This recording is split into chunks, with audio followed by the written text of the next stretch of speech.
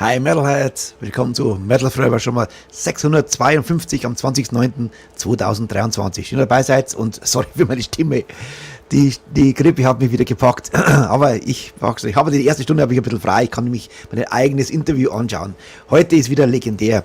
Hoffentlich läuft alles so wie geplant, denn im zweiten Teil haben wir eine legendäre Band, Anubis. Die waren Progressive Metal, allerdings natürlich unter dem Schirm her von Orchard. Ob das heute gut geht, wie ich hoffe es. Ich weiß, dass einer daraus mitfiebert, der Hannes Rittel, der freut sich wie ein Schnitzel heute auf Anubis. Er hat gesagt, Best of both worlds. Wir haben nämlich als erstes die legendäre Band Tigertailz und Jay Pepper, ein selten sympathischer und gesprächiger Partner, muss ich sagen.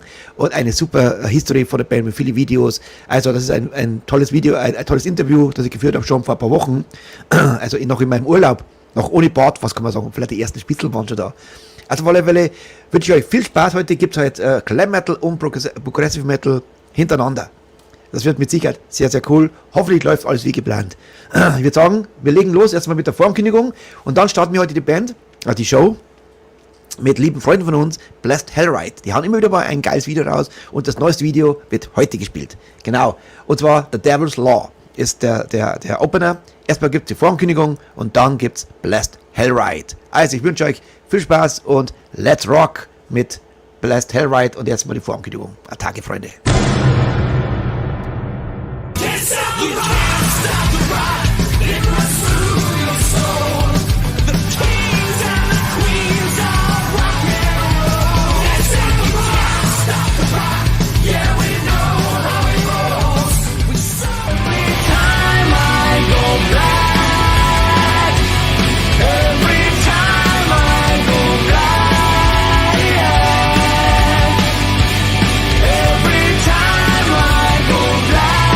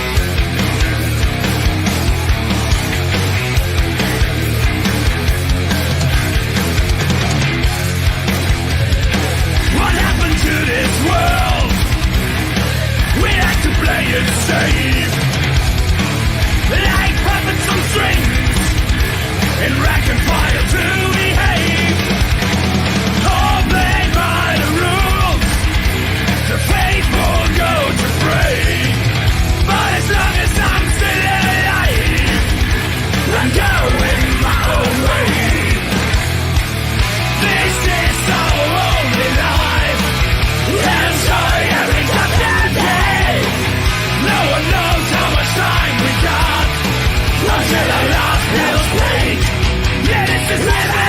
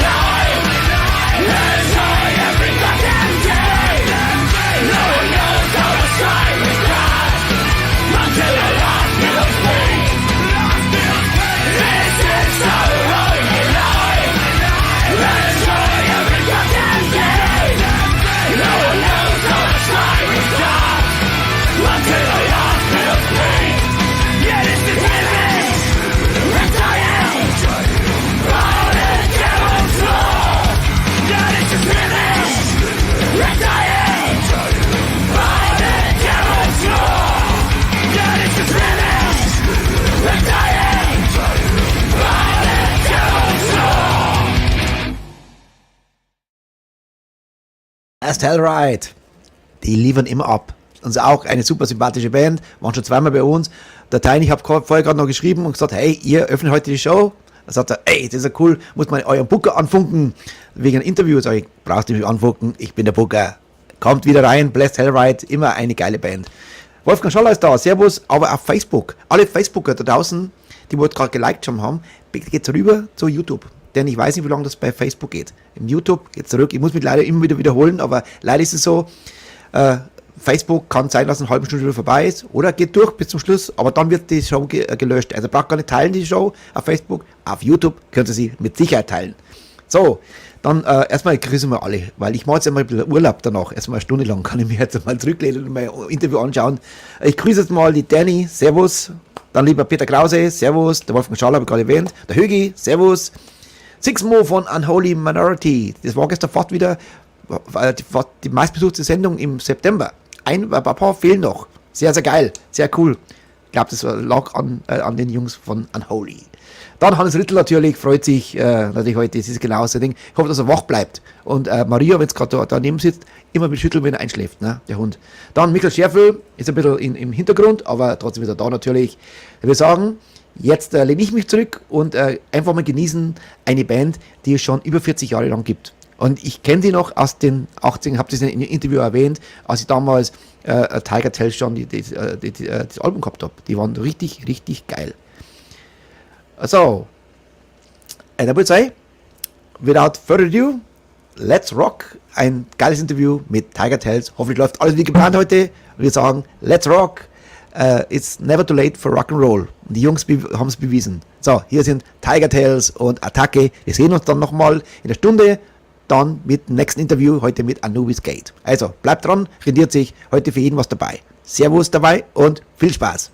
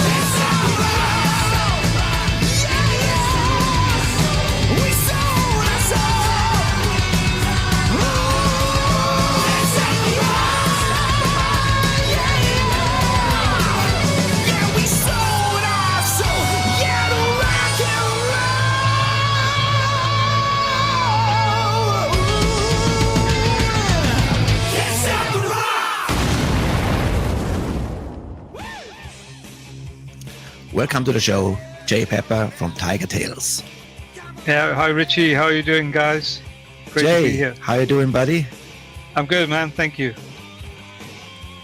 Thank you so much. You know, it's unbelievable that I have you now in the show, because I remember very well when I heard the very first time Young and Crazy, 1987. I thought, what the hell, you know?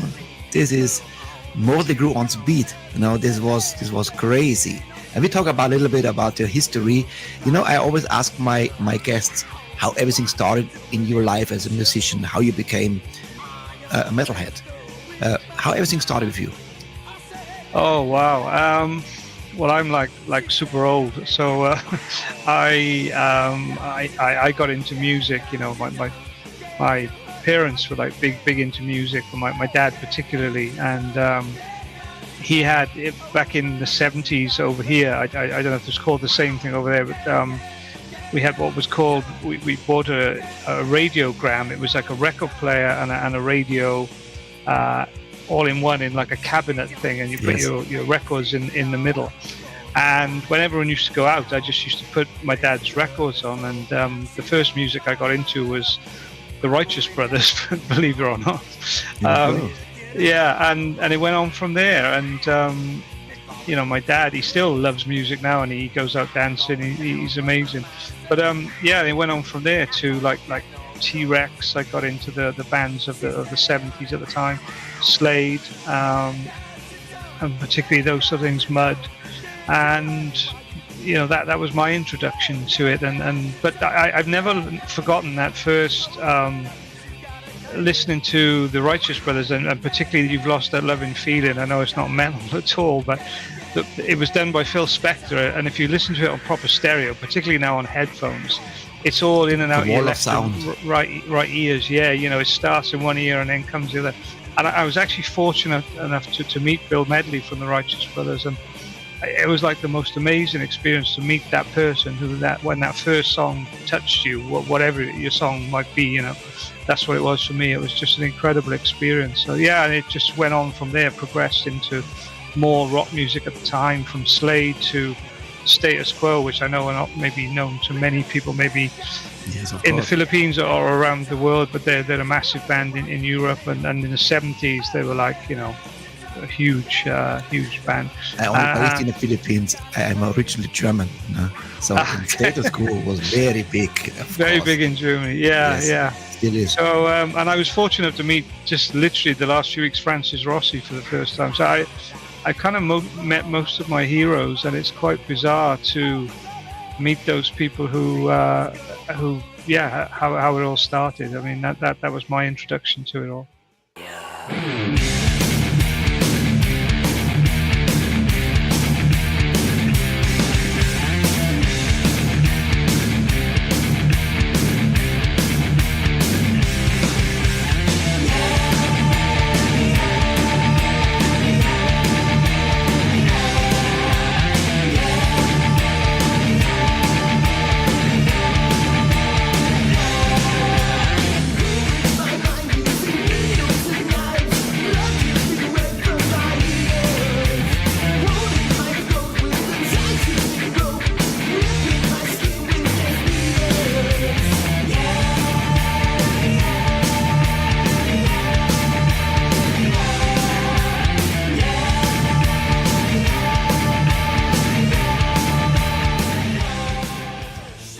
You know, it's everything started with me with Elvis Presley in 1975.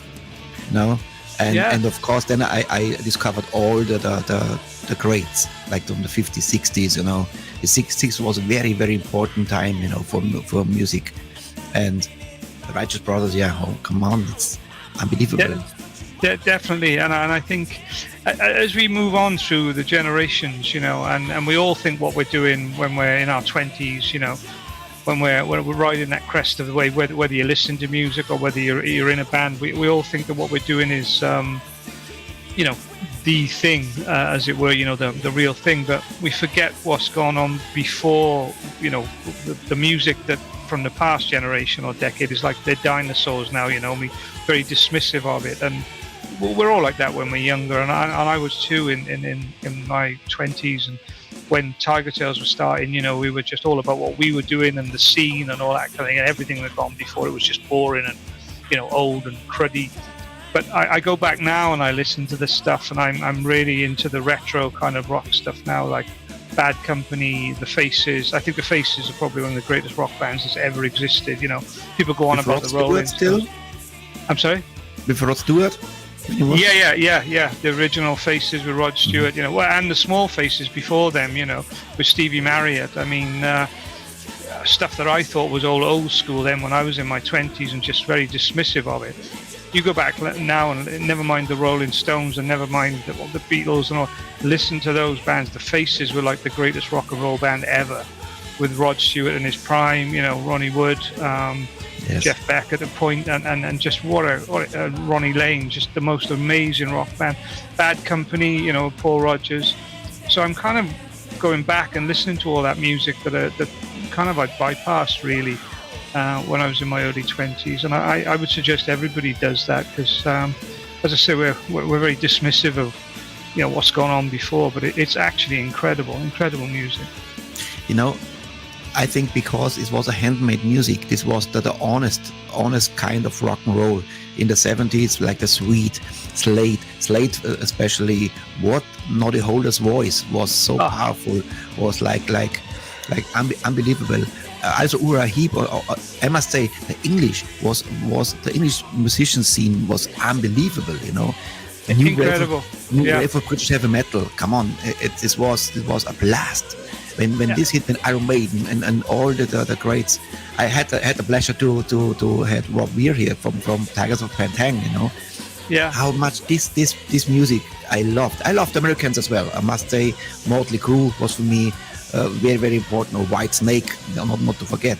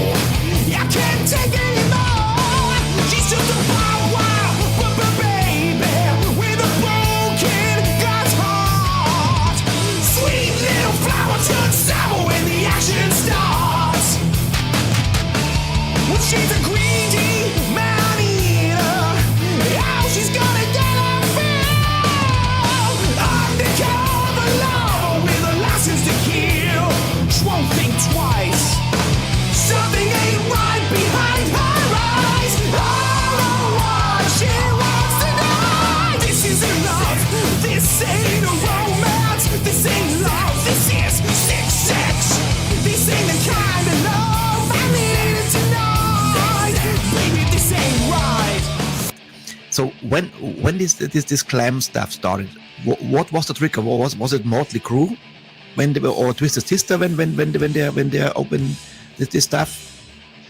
For us, you mean? Yes, for the Tigertailz. No, it was actually, believe it or not, I mean, we started from the T-Rex side of things, from Mark Bolan and T-Rex and Slade, you mentioned there. I mean, Slade, Noddy Holder's voice goes without saying, what an amazing voice, but the songs, the songs are so good, as you've seen from when Quiet Riot, covered a few of their tunes and had even bigger hits, But if you listen to the Slade back catalogue, I mean, the tunes are just so amazing. Even when they came back around in the 80s, they had that kind of revival for a period. Even then, the songs are just amazing. They really had a knack. And as you say, that British scene at the time, when you look at the Britain as a whole, the bands that were coming out of it, Led Zeppelin, Deep Purple, it went on from Rainbow to Whitesnake, but you had ELO, Slade, Black Sabbath, Judas Priest. I mean, it just goes on and on. There's Welsh bands like Budgie, Scottish band Nazareth, and I mean, there's just a whole wealth of amazing rock music that's kind of just sort of ebbed away, really, and people forget about it. And the 80s, the American hair metal scene, which we became kind of embroiled with, not that I was really ever into it that much. Van Halen, I guess that was a big influence on us. Early Van Halen. David Lee Roth. Yeah, because we were kind of doing that before the hair metal movement started, but it was when we got Stevie James in the band, the singer on Young and Crazy, he'd been in LA shortly before that, and it was all just kind of just starting to brew there, you know, Poison, and none of that had happened at that point. But he came back and he was very aware of what was going on, and kind of where we were kind of, you know, we were in that ballpark field, but weren't going too over the top, because I was never really into that kind of stuff. You know, I was into the image, and I've always thought about being in a band, you owe it to the fans to not just get up there in a jeans and t-shirt. I know that works for some bands, but personally, I think the onus is on, you know, people, the artists, to entertain people both musically and visually. You know, it doesn't have to be completely over the top, but I've always thought that you know, you should look like a rock star as well. You know, I think that a lot of that's been lost. You know, particularly nowadays. You know, all we've got is people who look like they need a good shower and a shave. You know what I mean? Most of the bands at the moment, and they're all full of this angst and stuff. You know, I mean. But you look at, as I say, you go back to the 70s and look at those rock stars then, and they were, you know, I mean, Rod Stewart, he still looks like he is a rock star. He looks amazing, you know, and he's in his 80s, and so does, you know, Mick Jagger, Ronnie Wood, Keith Richards. You know, they still look great because they're so cool guys. And I mean, we were kind of doing that sort of thing, but when Stevie joined the band, it all went up a notch, you know, and Kerrang wanted to do the interview, and that was the bit that we really kind of laid it on thick, and it defined us, that first feature in Kerrang, because the moment we went down that road, it was like everybody wanted to talk to us. And yes, we immediately got a big following, but what also happened is we immediately alienated a large proportion of the rock world, you know, fan base, because people just hated the image.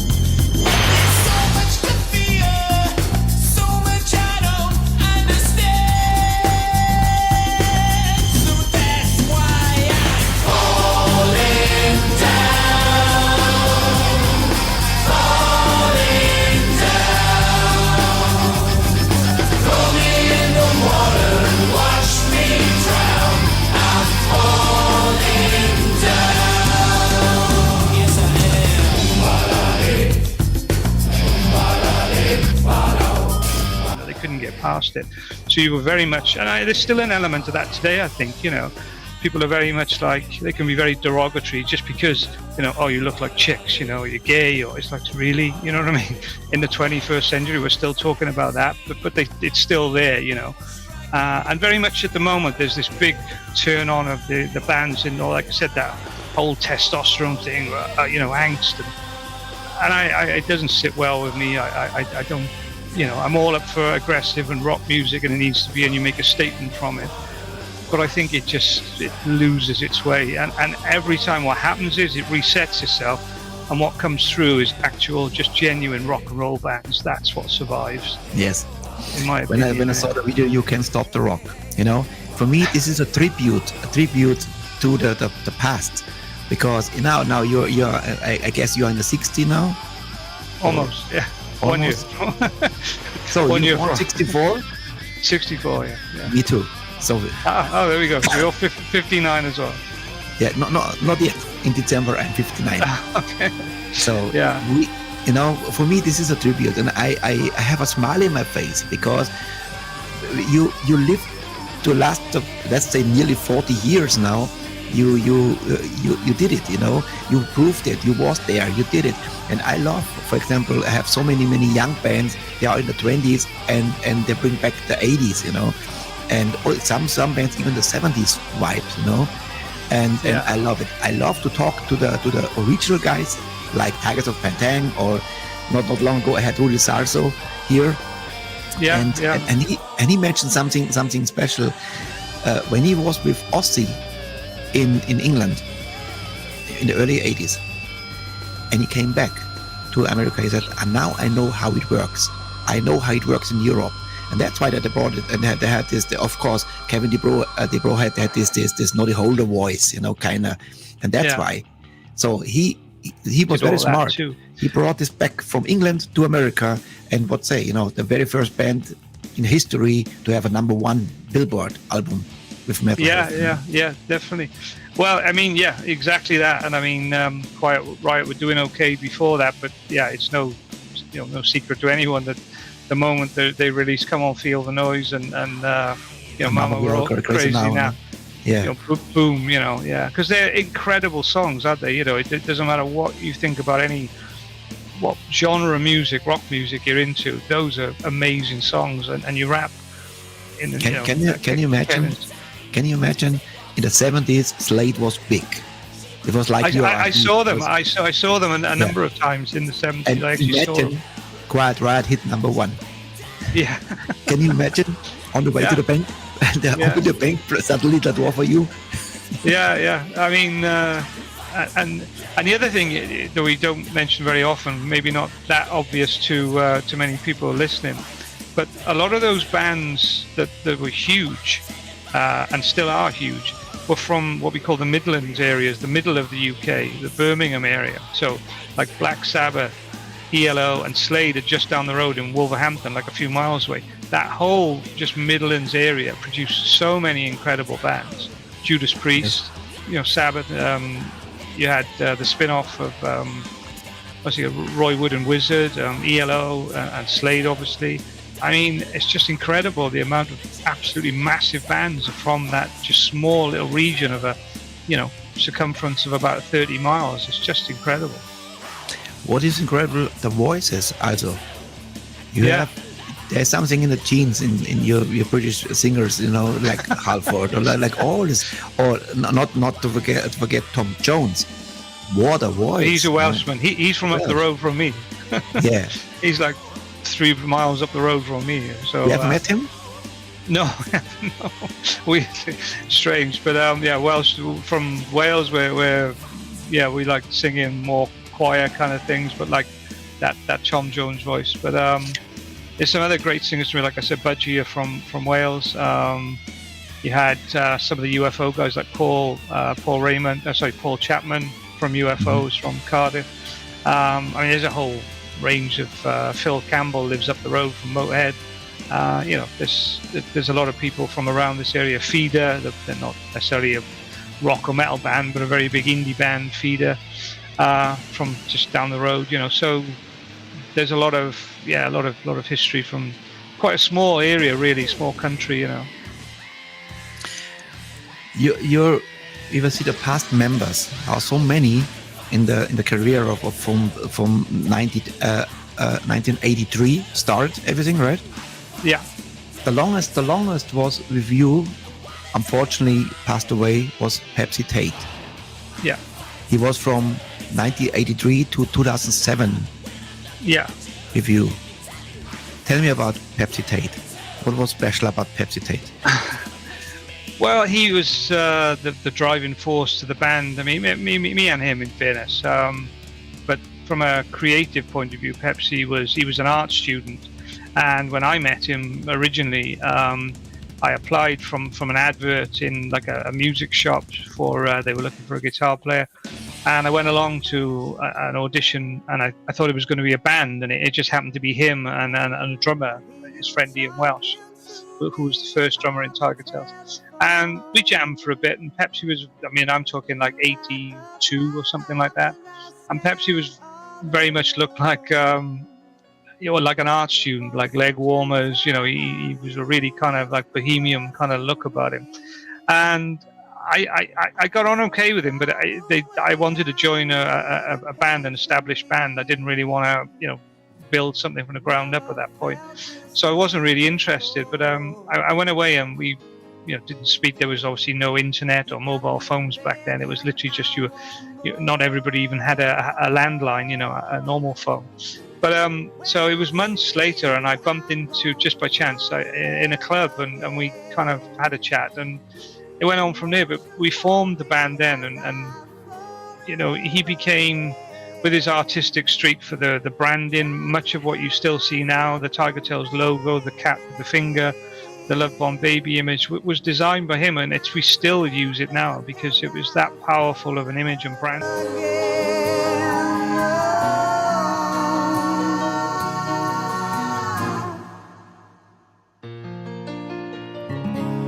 Tried to tell you how I feel about you, babe.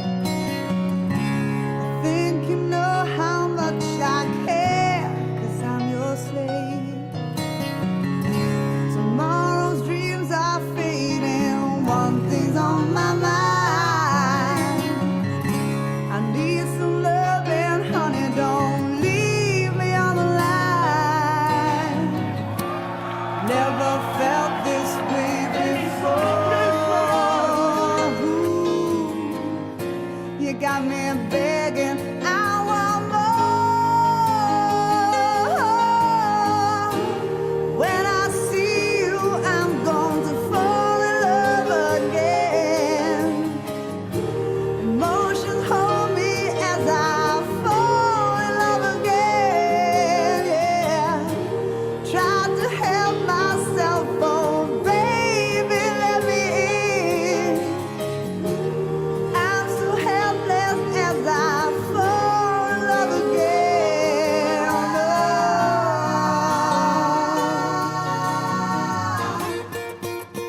And also musically, he was. We all had very diverse, come from very diverse musical backgrounds. He was really into us. So he and I and Kim also, we didn't speak for about 12 years. It wasn't until like 2004, 5 or something that we started speaking again. So when we came back around, and he was very reluctant about doing any kind of comeback. We'd had a couple of labels come to us and wanted to reissue stuff. Demolition Records, who I think Twisted Sister and like Y&T were on at the time, they wanted to do something, and also then Sanctuary Records, like the Iron Maiden label, were reissuing a lot of back catalogue stuff, and they wanted to do some stuff. So we kind of went along with it initially, but he wasn't keen at all. But then once we put something out, and we suddenly got asked, people thought, oh, they're back, and there was this big buzz about it for a while, and we got asked to do a load of really big festivals, and he was kind of got more into it. So we'd only, when he started to get ill, we'd only been back around for like, oh my gosh, only about a year. And then he got really ill, and then, we'd done these massive, amazing gigs and thought, man, this is great, we're kind of cool. But he and I had made a pact. We said, we're not going to go into this again. It's not going to take over our lives like it did the first time round. We're just going to, do it when we feel like doing it and not let it take over our lives. So he and I had that agreement, and we were both on the same page with that, because we were both doing things outside of music, and we were quite happy with that. We didn't want the band taking over our lives again.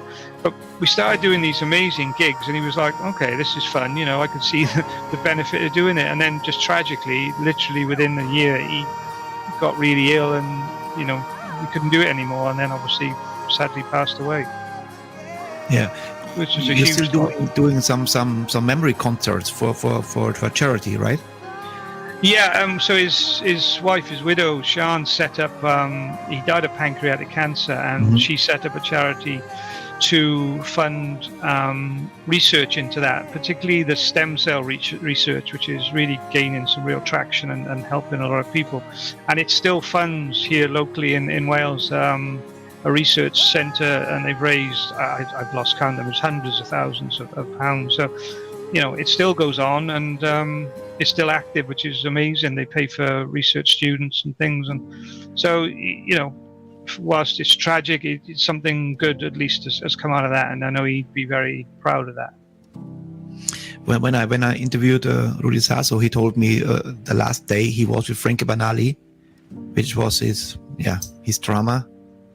This was like his brother. He was with Pepsi. when he passed away? I saw him the day or so before, yeah, which was not good. I mean, that was really, it's never any good anybody, passing away from cancer. But Pepsi's demise is he got in. It seemed to prolong. He got in such a really bad state health-wise. It wasn't. I didn't like seeing him like that, and I know he wouldn't like himself seeing like that. So it wasn't a pleasant experience, no. And I'm glad I did it, but I'll always remember him as being the fun kind of blonde bombshell that he was. I'd rather remember that.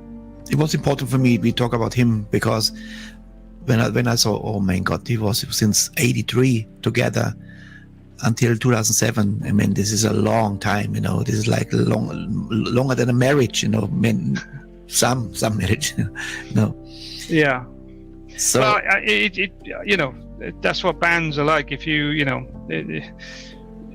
people, we get a lot of criticism about people, the revolving door of people being in this band. I mean, but some of the things you have no control over. When somebody gets ill, terminally ill with cancer, and you can't save them, what are you supposed to do? Yes. It's just life stuff, and it's brutal and it's horrible. And I didn't think we could carry on afterwards, but and it was weird. Y&T became really good friends of ours, and we were due to go out with them, and we thought, well, there's no way we can. And anyway, we did. Cut a long story short, because I kept thinking, and this is the bottom line with it. I kept thinking, I knew him. I knew what he was like, and he was very much a live for today kind of guy.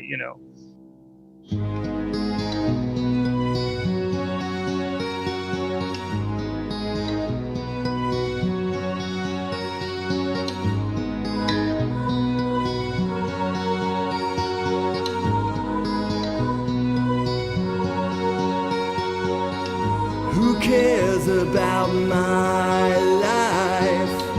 Who cares if I live before I die? I'll take my pain, save my soul before I go insane. To be free is what we're fighting for. Forever young will be the dawn's of war. One life, one love, I'm dying without you. One life, one love, no one can save you.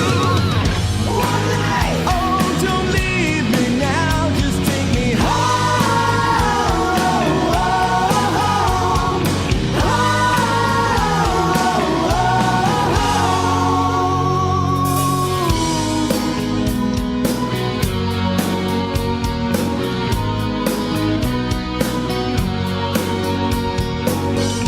No time to breathe, live to fight and die another day. I have no faith, no God can wash this blood away. I stake my claim, you have no right to my name. In the fields our dreams turn to stone. One more fight and then we're going home. Yeah! One life, one love, I'm dying without you. One life, one love, no one can save you. One life, oh, don't leave me now, just take me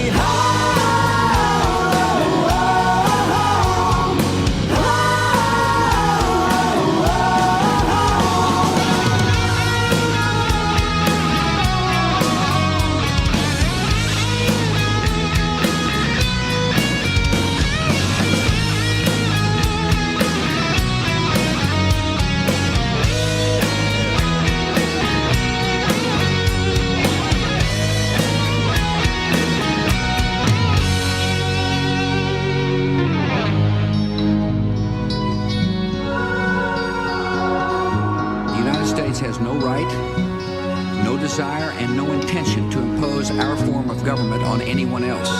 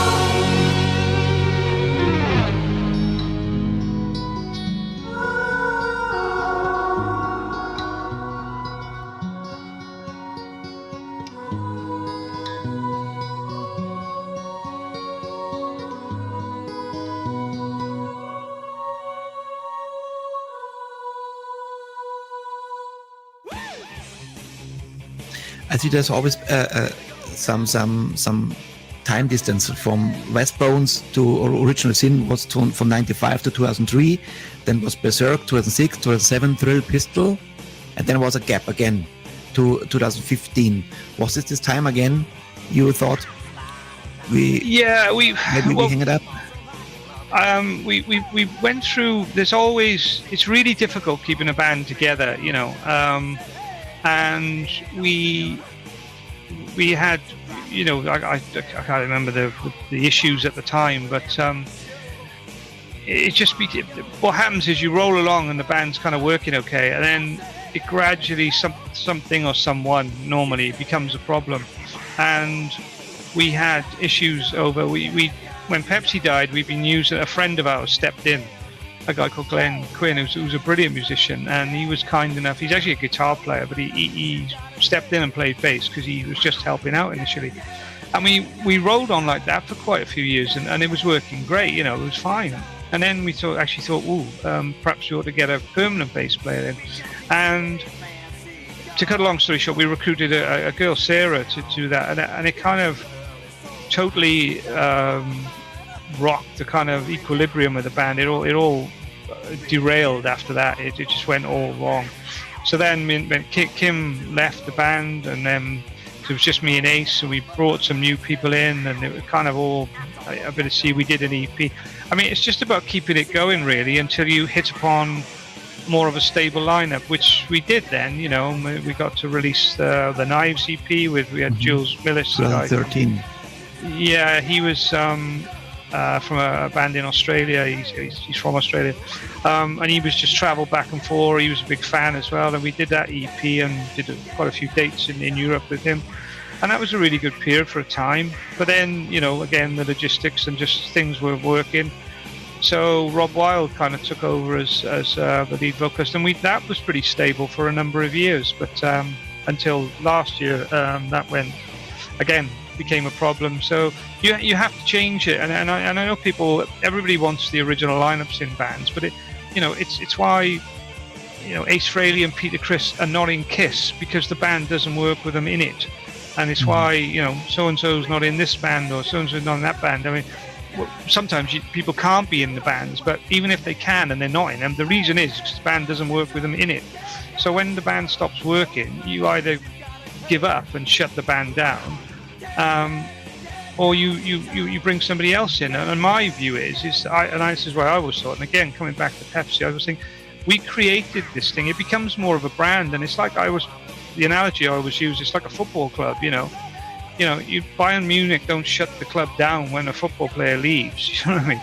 They change the squad every season, and so do many other football clubs, and the same in any sport world, you know. But it seems with bands, we harp back to the original lineup. And don't get me wrong, I'm the same, but I also appreciate that if you want the longevity of a band, you still want to go and hear those songs live. You have to cut them some slack, because it's nigh on impossible to have the same people in the band. I mean, you could count them on, you know, there's hardly any bands left that have got original lineups for one reason or another.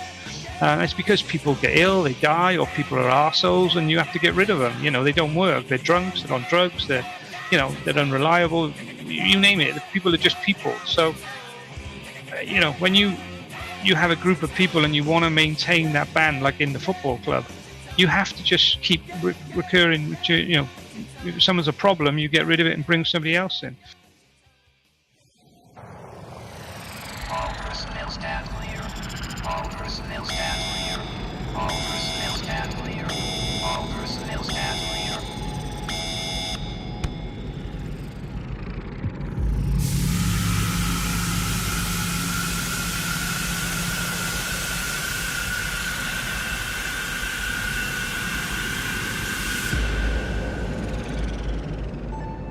All clear.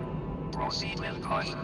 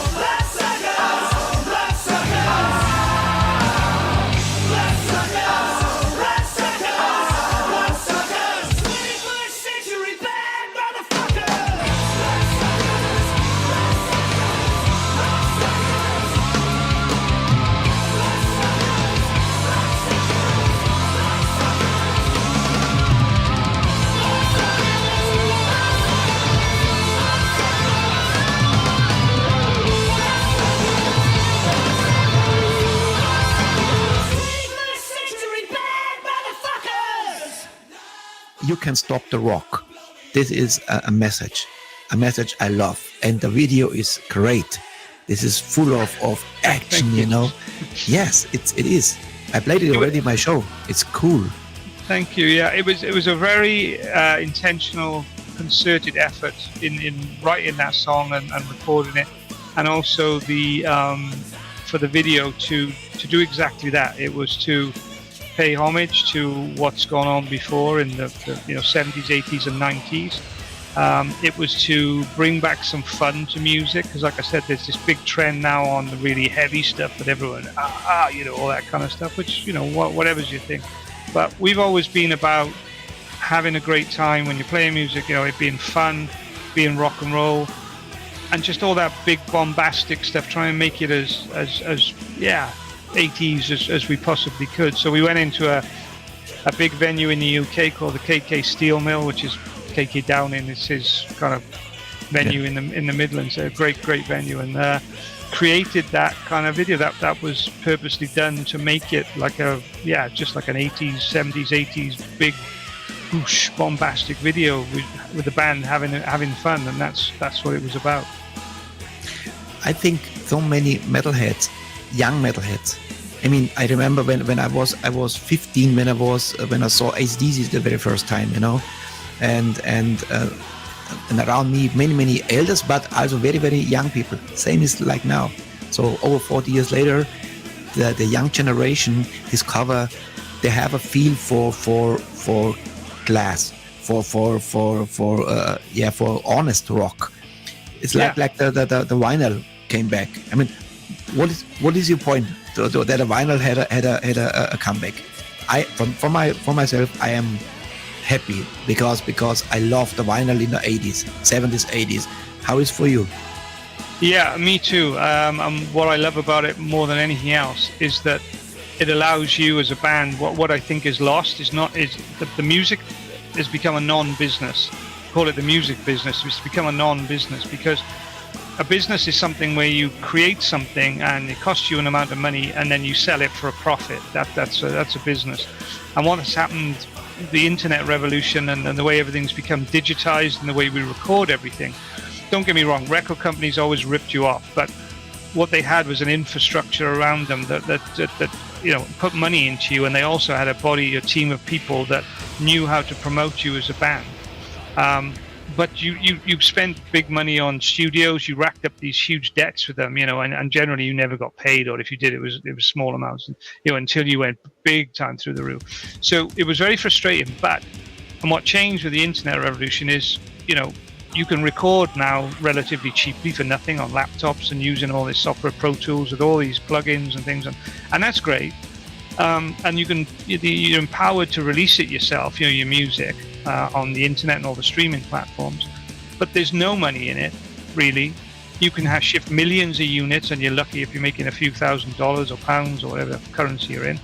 And it's not a physical thing anymore. So, like vinyl and the CD, you had a physical product that you could sell. It cost an amount of money to make. It cost quite a lot of money to make back in the day.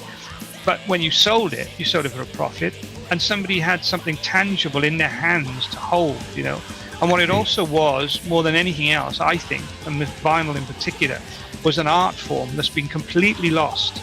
So those album covers that were so prolific, like the one behind me, ours was included in that, big double gatefold album with massive pictures, and you also put a load of text in there. There was also hidden material on the album covers that we as fans used to go and try and find. You'd even read the little etching around what was scratched into the middle of the disc, the LP disc.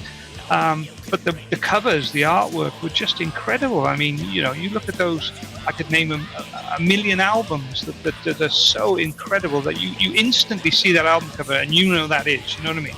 You see Kiss Alive 2 and that's Kiss Alive 2. You open that gatefold and it still blows your mind now. Yes. Or Shout at the Devil. Shout at the Devil. But I mean, even before that, we're talking Pink Floyd, Wish You Were Here. I mean, the early AC/DC albums, and of course, Highway to Hell and Let There Be Rock, and If You Want Blood, with the guitar coming out. I mean, this was my first album, my first hard rock album ever. I mean, blew my mind.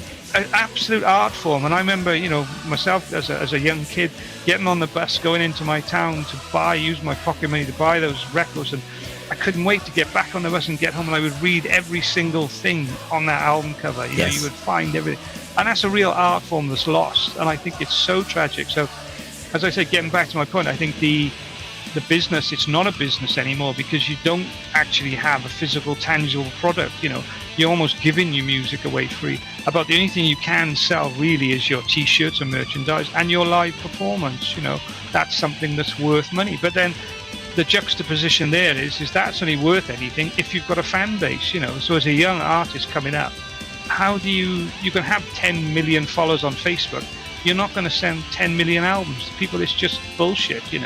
It's all in the ether. They're not real fans. They're not really going to go out and buy your music. And even if thousands of them do, your fraction of royalty from that is so minuscule, so minute. This is for me, very wrong, especially Spotify. There should be actually 90% for the creator and 10% for the platform. And not, but they are on the stock market, and the musicians are starving. And this is for me the vinyl comeback. Now you're listening to the songs, and before you switch and on Spotify, next song, you not even listen to the whole song. Maybe some, of course. But and that's exactly it. People they don't even listen to whole albums anymore. So actually, on that point, we're going to actually release our next 2 new tracks, which we've just recorded with Ashley, are going to be on an EP, a physical vinyl EP, and that's going to be released before it's ever released on Spotify and on streaming platforms. So if people want those new songs, the only way they're going to be able to buy them is to buy the physical product. So there'll be a limited edition EP. That's what we'll have out now in the next couple of months. So side A will be 2 new tracks, and then side B will be You Can't Stop the Rock and 6X that we recorded with Ashley in December. So it'll be a 4-track EP that if you want those 2 new songs and you want to hear those first, you got to buy the physical copy. And it's mainly because it's in no way a money-making exercise. It's purely that's how you should listen to music on that platform. We spent a long time writing and recording this stuff. When you have a physical, tangible piece of vinyl in your hand with the cover, you can see it all real, and there it is. And that's how it should be. I agree, 1000%. Cool. Jay, I need a picture, you and me, for that. I will post this on Facebook saying I had Jay Pepper in the house. So let's do. I press the button and you make something, whatever. Okay. Count to 3. Okay. 1, 2, 3. All right. The last one I need from you, Jay, is a little message. So, hi, this is Jay Pepper from Tigertailz, and you're watching Metalheads Forever. That is important because I collect them, and I have so many cool videos from Marco Mendoza to David Rees to a lot, So, would lovely to have you also, but no without problem. me. Yeah. Okay. Get rid of me and. Hi, this is Jay Pepper from Tigertailz, and you're listening to Metalheads Forever. Rock on! Perfect. I hope my English was not so bad because I'm a German. I'm half American as well, but I never be in America. But my father was in the army, but I born and raised in Germany. I hope it was okay. My English for you. This is off the record now. Believe me, your English is supreme to my German. So I respect anybody who can speak English, and I can't speak your language. So your English is perfect. Jay, thank you so much. It was a pleasure. It was an honor. And I'm still a fan since 87 when I heard the very first time, Young and Crazy. You're still young and crazy, my friend. Thank you so much for the time. Give me regard to the guys. Maybe you come back when the new EP comes out. I would love definitely to talk to you again. No problem. Hey, Richie, thank you so much, fella. It's been a real pleasure and great to talk to you, man. Great show, thank too. You so much. Thank you very much. God bless you. Still, all right. You can stop the rock, my friend, for sure. You can, man. All right. Cheers, Richie. Thank you. Bye. Cheers, mate. Bye. Bye. Your motivation shows you're rocking to the core. We're going crazy all together, shouting out and listen to us roar.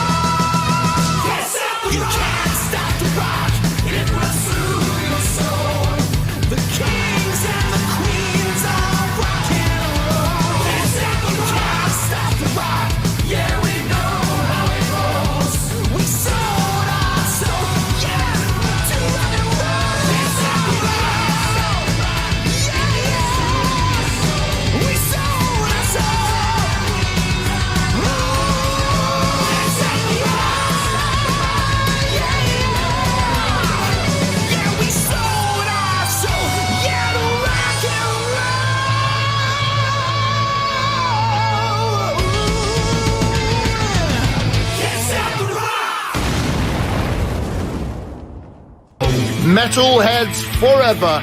I'm Blaze Bailey. You are the heaviest, you are the best. Metalheads Forever. Probably the best metal show in the world.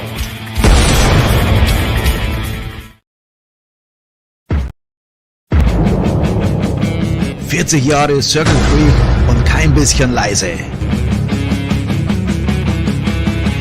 Am 30. September 2023 feiert Circle Creek ihr 40-jähriges Bühnenjubiläum in der Helmut-List-Halle in Graz. Mit dabei sind Beethoven und Uptown Monotones. Holt euch die Tickets im Vorverkauf bei events.eventschat.at oder öticket.com. Das 40-jährige Bühnenjubiläum von Circle Creek. Powered by Energy Records und METALHEADS FOREVER Rockcast Show.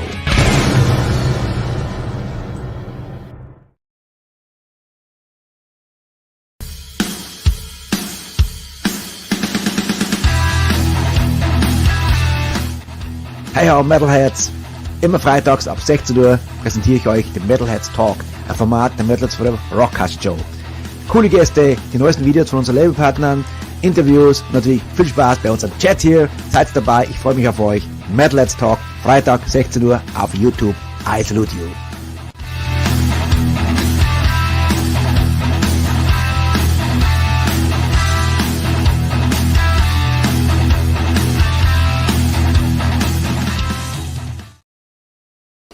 I am back. So, liebe Freunde, das war nochmal interessant, oder? Eine Geschichte aus 40 Jahre Rock'n'Roll, erzählt von einer, der wo es wirklich von Anfang an mitgemacht hat und immer noch kämpft und ja, viele Schicksalsschläge hinter sich hat und trotzdem noch immer noch cool aussieht. Der ist jetzt fast 60, also 59 ist er. Also J. Pepper, thank you so much. It was a pleasure to interview you and hopefully back again. And now, so liebe Freunde, danke, dass ihr dabei geblieben seid und jetzt gehen wir in eine ganz andere Richtung. Jetzt gehen wir nach Dänemark, nämlich auch eine legendäre Band. Ich weiß, dass Hannes Rittel heute wirklich einen Traumtag hat, aber es ist genau die Band, wo er mir so lange gesagt hat, richtig, die muss man einladen, die müssen da sein.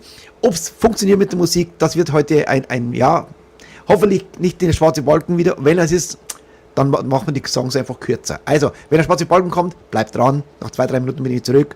Dann machen wir das Interview ein bisschen länger und dann spielen wir die Songs bloß an. Wir probieren es mal, ob es mit Ortschaft funktioniert heute. Und wenn nicht, dann haben wir Pech gehabt. Aber trotzdem, jetzt wird es progressiver Metal. Sehr, sehr geiler. So, Freunde, wir starten jetzt mit Anubis Gate. Erstmal den Song Black vom Covered in Black Album von 2017 und dann habe ich 2 der Members sind heute im Interview hier. Ich freue mich jetzt dann gleich auf Michael Bowden und Kim Olsen. Yes. So, hier ist Black und hoffentlich läuft es durch, Freunde. Wir sehen uns nach dem Song.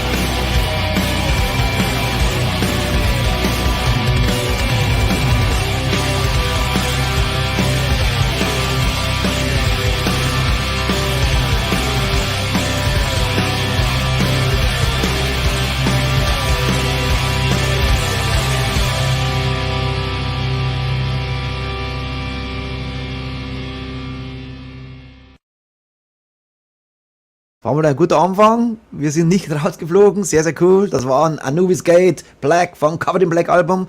Now, welcome to the show, Mr. Michael Bodin and Kim Olesen from Anubis Gate. Hello, Richie. Wait, Hi, Michael. where are my guys? The other guys. Yes. Hey, Richie. Good seeing you. Good to see you again. And, Thank you. And Kim, we had no chance to check the sound. I think everything is okay, huh? Does it? I can hear you. He's Can you covered hear in me? black. He's covered in black. Yeah. Can you hear me? Yes, everything cool. Yes. Very cool. Fantastic. Thank you. So before we had only Michael here, now we have Kim as well. Very, very cool. Glad to Yeah. be here. Welcome to the show. This is now completely different to the glam metal from the 80s. Now we have progressive metal from Denmark, right? Yeah. Yeah. Yeah. I know that our friend Hannes Rittel, he is over the moon because I know how many months he blasted. Hey, you have to invite Michael Bodin and Anubis Gate. We had already a date, but we had to postpone because of a sad thing happened. Huh? But Yeah. now we are here, and hopefully we have luck with Orchard. This would be the first time that we really do a show complete. But I don't want to talk too much about Orchard. Maybe the devil is looking and say, "Hey, cut it." Let's. We do the sign So- of the cross and hope. Yeah, don't put the cross downwards. Okay. We Put do. it up. Okay. Yes, all right. 666. So, friends. Now we have to switch to English. I start the show always the same. I want to know how you became a metalhead, how you became infected with to be a guitar player or a singer or drummer. What was your story? I start with Michael. Michael, give me your go back to your childhood when you have hair and no beard and Yeah. Long time ago. Yeah. It was. I remember I was 10 years old when a friend from my school asked me if I know this cool band called The Sweet. And I think I have heard the song "Fox on the Run," and I started listening to The Sweet, and I became a big Sweet fan. And shortly after, I began playing the guitar because I loved the sound of the Sweet had this very pop music, but they had the heaviness into it Yes. too. So these heavy, a little bit scary things they made in some of the songs really did something good for me. And later I began with AC/DC and Metallica came in the early 80s, and it just moved forward with Slayer, Megadeth, and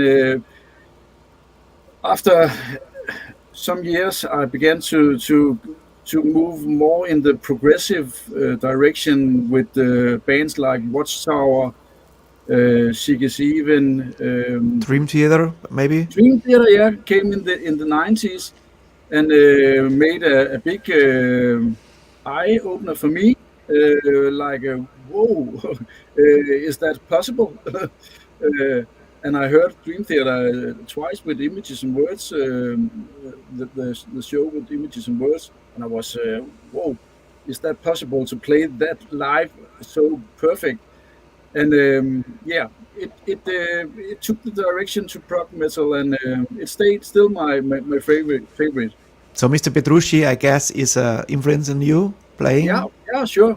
I don't play like Petrucci, but I like his playing. He's very skilled. Yeah, absolutely. Yeah. And I heard because I have some friends, they told me he's a very nice guy. He's a really down to earth guy. Even he's in a complete different sphere, but he's a down to earth guy. I heard. Yeah, he seems like one real nice guy. He looks nice. Because of the beard, of course. Yeah. Kim, give me your story. Yes, it's a bit like Michael's, except not the same bands. You know, I started out as a Beatles fan, and I wanted to play, guitar, and my parents listened to a lot of Creedence Clearwater Revival, and I always liked John Fogerty's guitar playing. So the first goal for me was to play a song like Green River, if you know that one.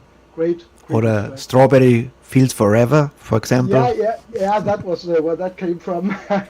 You tell me later why this song, because we play, of course. You covered the Beatles. Yeah, we did. Yeah, and then like Michael, I began listening a bit to AC/DC and always and loved them. And then I had a good friend that I played with as a teenager, who played me the Somewhere in Time album with Iron Maiden. And it's still my favorite metal album. I still think it's the best metal album ever made. And then I progressed also to things like thrash metal. The first Testament albums are fantastic, and the first Megadeth albums and stuff like that. But I really have a very broad taste. I can listen to anything from Jean-Michel Jarre to Slayer. It doesn't really matter. I love so much music. You like good music, because a good song is a good song. Exactly, a good song. If it hits you in the heart, it's. Yes. I mean, it doesn't really matter what genre it is. So absolutely, that's right. A good song is a good song.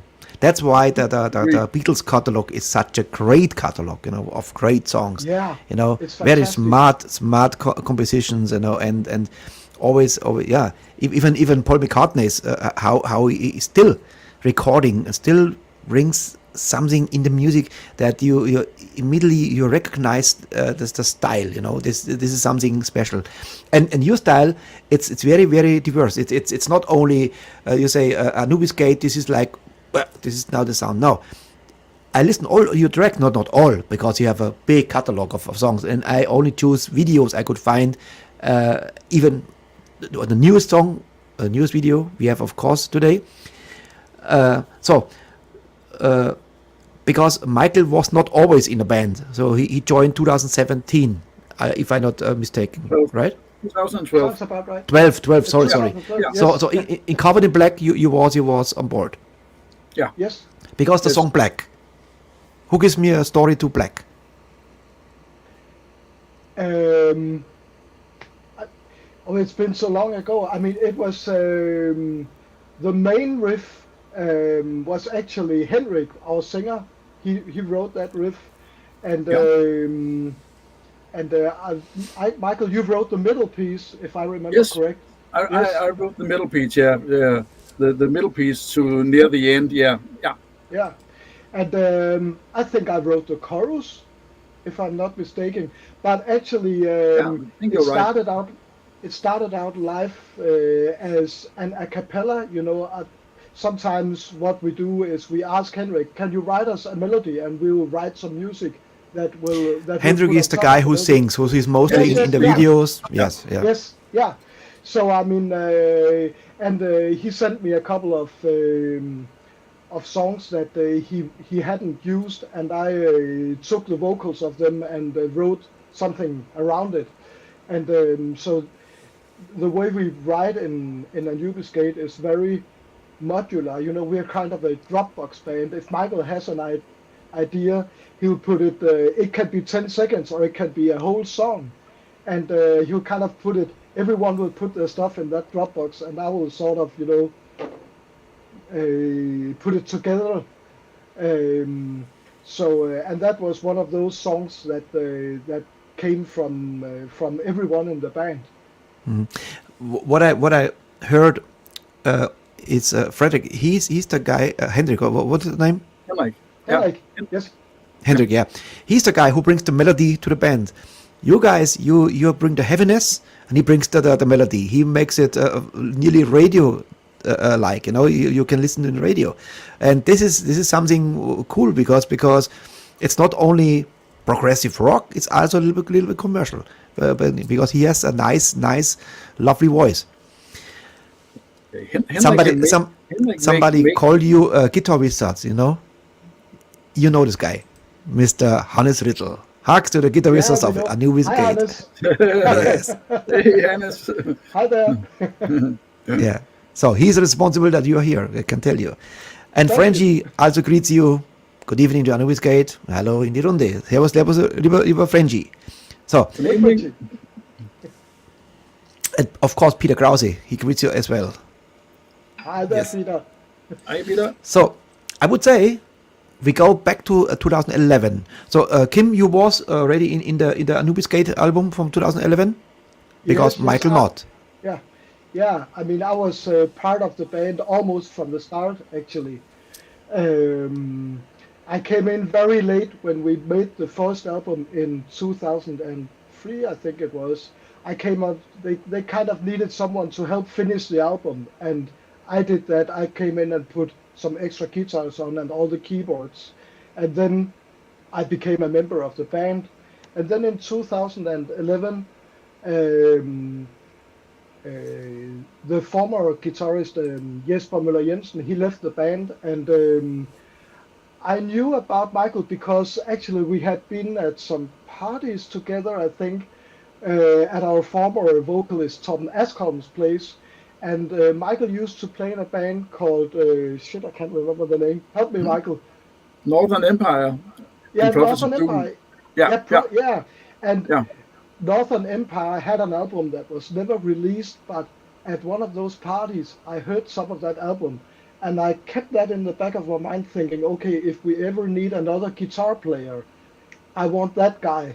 So when Jesper left the band, I knew I wanted Michael in the band because I knew what he was able to write, and I mean, I'm a kind of, this is not 100% so, but I'm kind of a chord guy, and I'm not that riffy.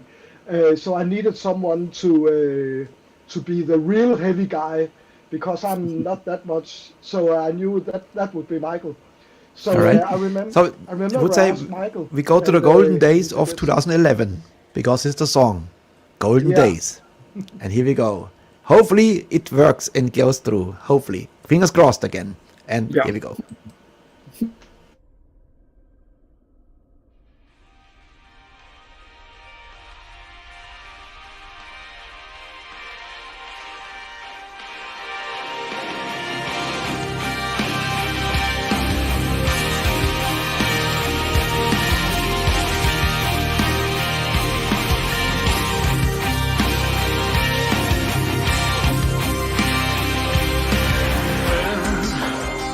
Blows on me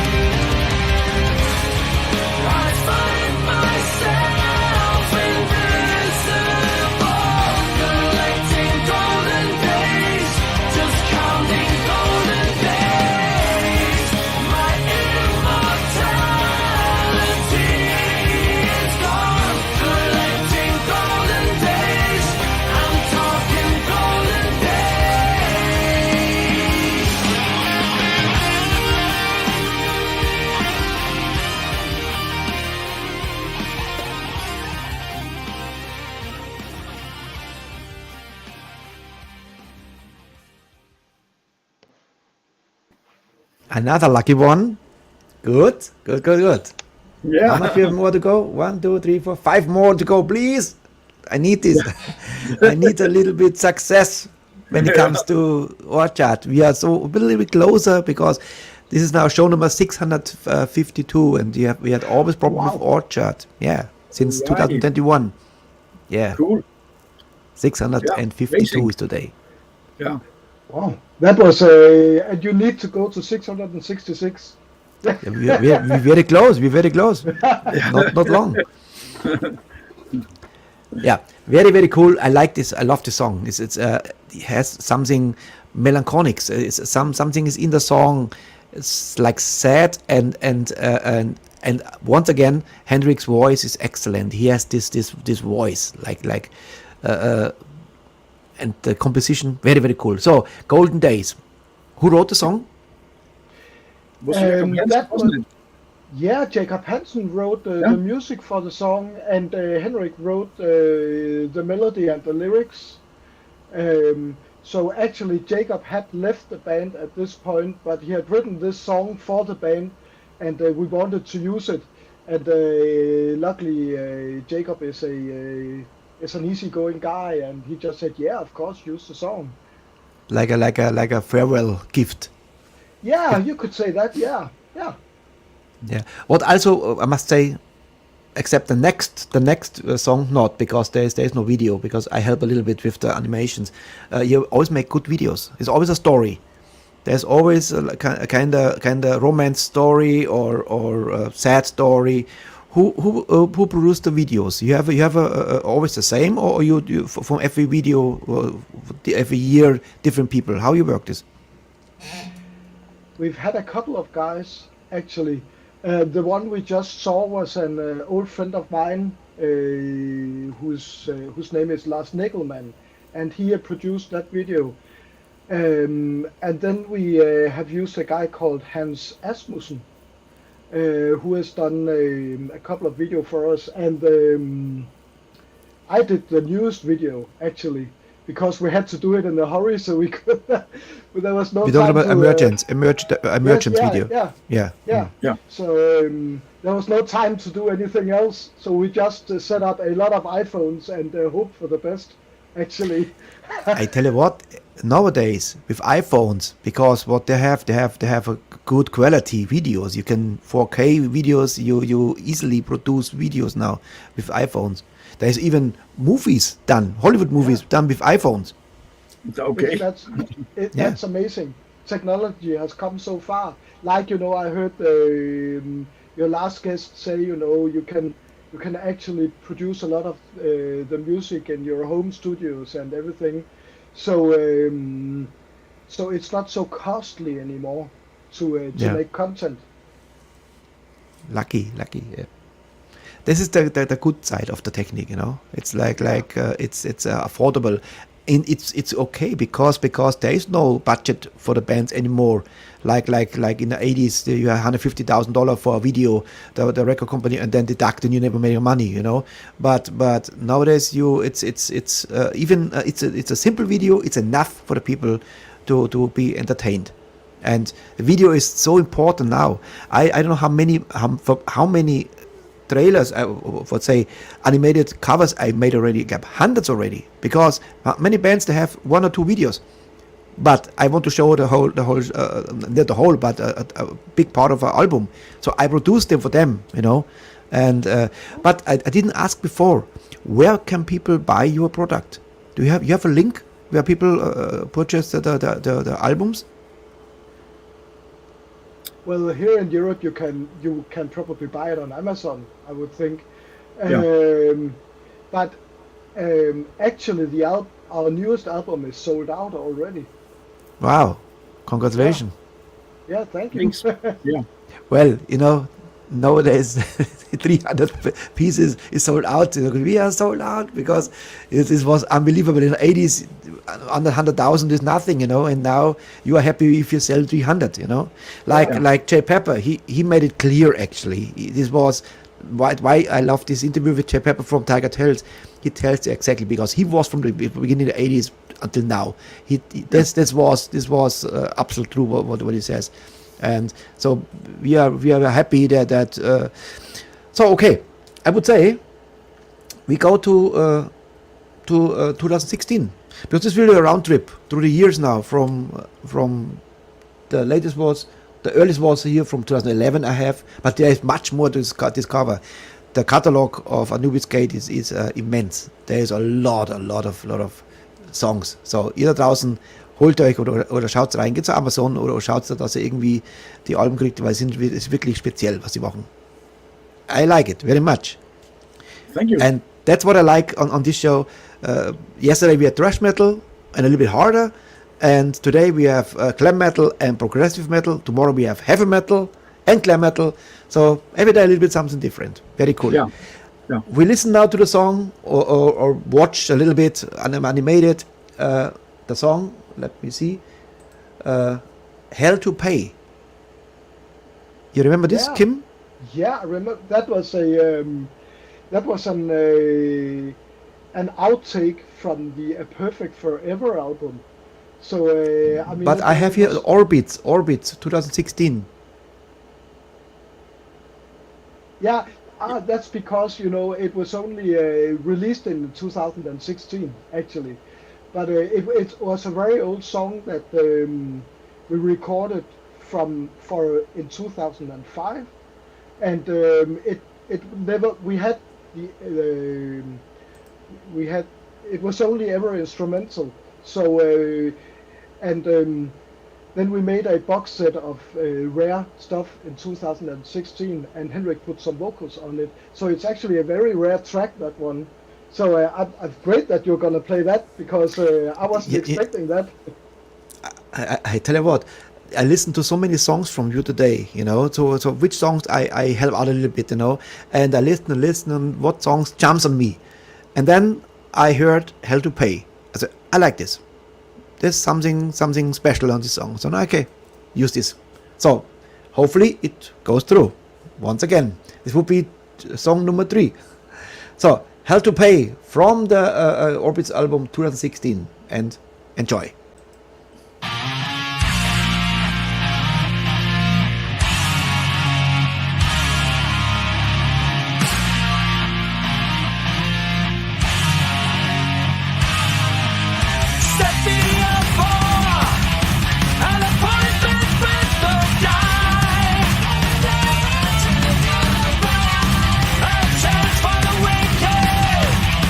To be even more obscene.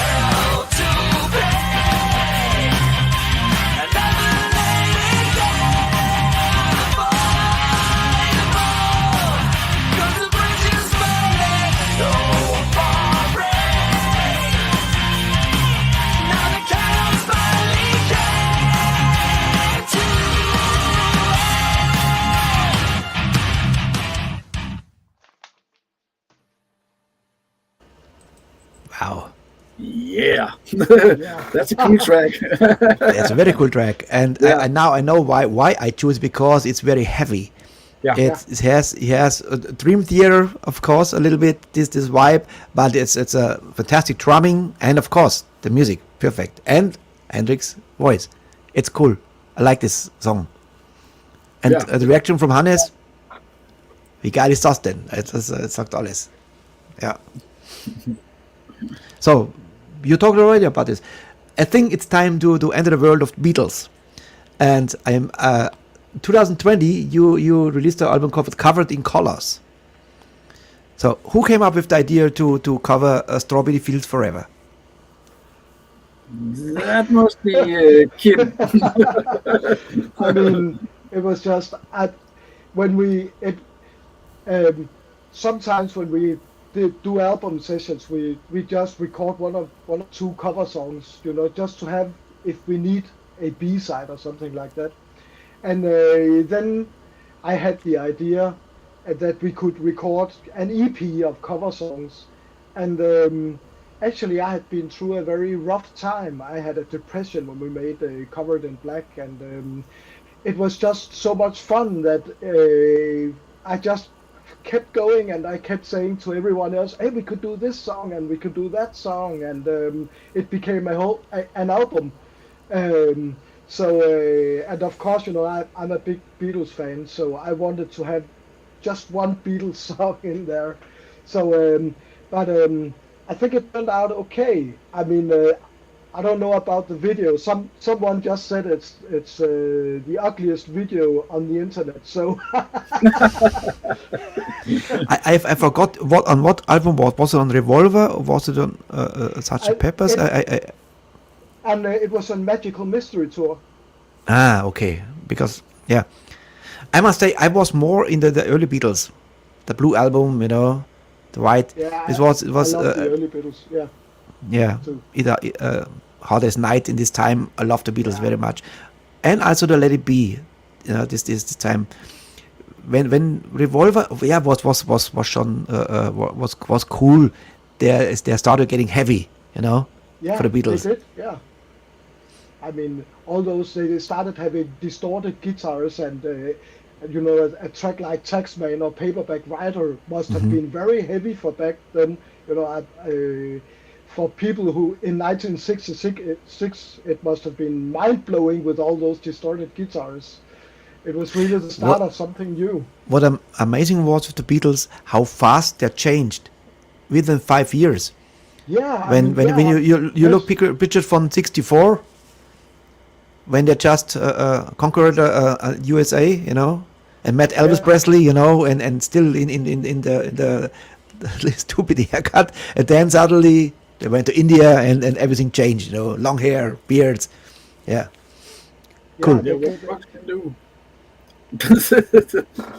And also how they started, with the Teddy look, with the Elvis Presley look in the 50s, Yeah, and other trips to Hamburg. I've been at the Reeperbahn a couple of times, going sightseeing for Beatles stuff and for Beatles places, and looking at the Kaiserkeller and stuff like that. It's I talked to people because in 2004 I was an Elvis tribute artist. I opened the Elvis pub at the Reeperbahn in Große Freiheit, and for 1 month, and not far was a Star Club where the Beatles did, and now it's not existing anymore. But there's not far away. There's a little coffee shop, little pub, and it's Hans and Gretel, Gretel and Hans or something like this. Yes. You've been there, and I talked to the people who are still alive in 2004. I don't know yet, but they told me the Beatles, they came there to have their little German dinner or lunch, and very down to earth, and there was nasty boys, the Beatles. Yeah, with the German types, Frauleins. And they were in the heavy leather gear, and Yes. they must have been quite scary to look at if you met them on the street. And there's not a Beatles place. On the Reeperbahn, there is even a statue in metal, the Beatles. You saw I this? saw it. Yeah. Just at the end of Große Freiheit and Reeperbahn. Yes. Yeah, where they Between yes. between the Große Freiheit and Keats. So let's watch the ugliest video on YouTube. Here is the version of Strawberry Field Forever featuring Anubis Gate.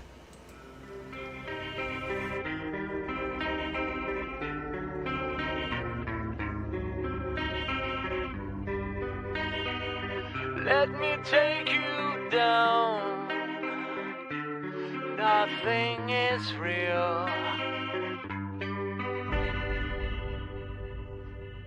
Living is easy with eyes closed. Misunderstanding all you see. It's getting hard to be someone, but it all works out. It doesn't matter much to me. Let me take you down, 'cause I'm going to strawberry fields. Nothing is real, and nothing to get hung about. Strawberry fields forever. No one I think is in my tree. I mean, it must be high or low. That is, you can't, tune in, but it's alright. That is, I think it's not too bad.